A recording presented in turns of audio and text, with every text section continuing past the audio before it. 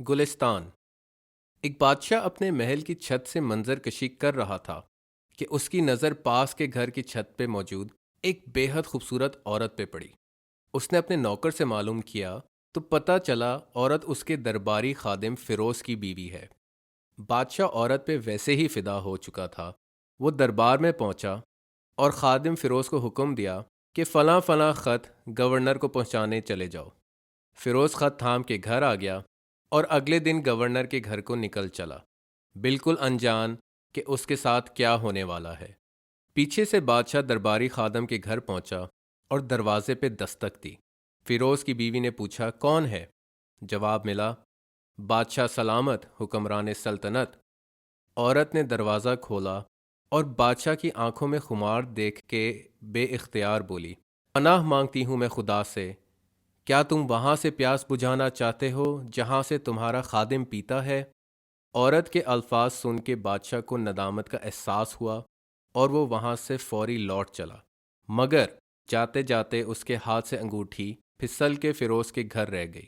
کچھ دیر میں فیروز کی واپسی ہوئی اور شاہی انگوٹھی دیکھ کے غصے کی کیفیت میں چلا گیا۔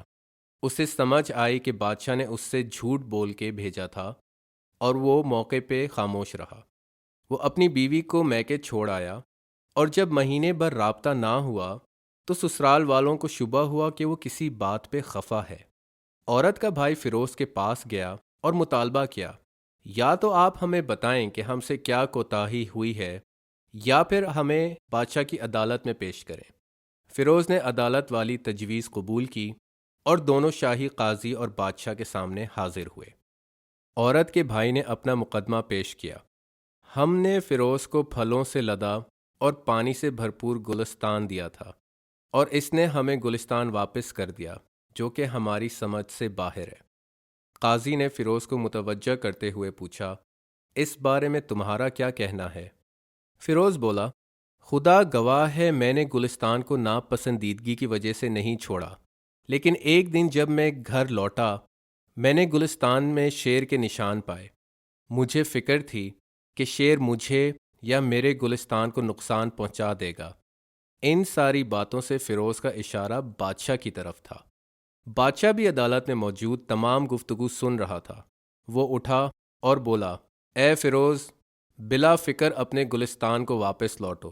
بلا شبہ شیر گلستان تک پہنچا تھا مگر بغیر کسی نقصان، بغیر کچھ کھائے اور بغیر کچھ چھوئے وہاں سے لوٹ بھی گیا۔ باخدا ایسا گلستان اور گلستان کی ایسی مضبوط دیواریں شیر نے پہلے کبھی نہیں دیکھیں۔ اس طرح فیروز اپنی بیوی کے پاس بے فکر ہو کر لوٹ چلا اور معاملہ رفع دفع ہوا۔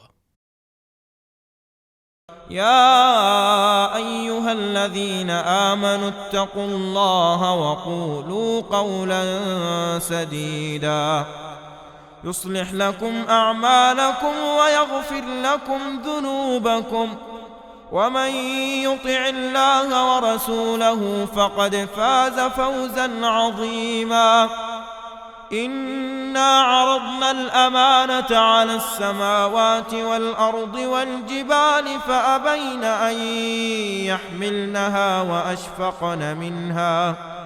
وأشفقن منها وحملها الإنسان إنه كان ظلوما جهولا ليعذب الله المنافقين والمنافقات والمشركين والمشركات ويتوب الله على المؤمنين والمؤمنات